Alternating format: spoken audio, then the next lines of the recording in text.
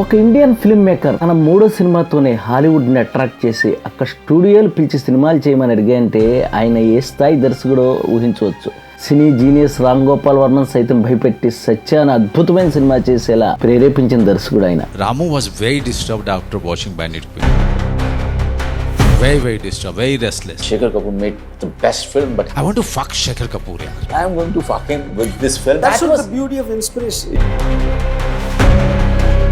తన కెరీర్లో ఫిల్మ్ఫేర్ అవార్డులు, జాతీయ అవార్డులు, BAFTA award, golden globe award nomination, national board review award, 2025లో భారతదేశం యొక్క 3వ అత్యున్నత పౌర పురస్కారం పద్మభూషణ్ అందుకున్న మహాదర్శకుడు ఆయన మరెవరో కాదు, శేఖర్ కపూర్.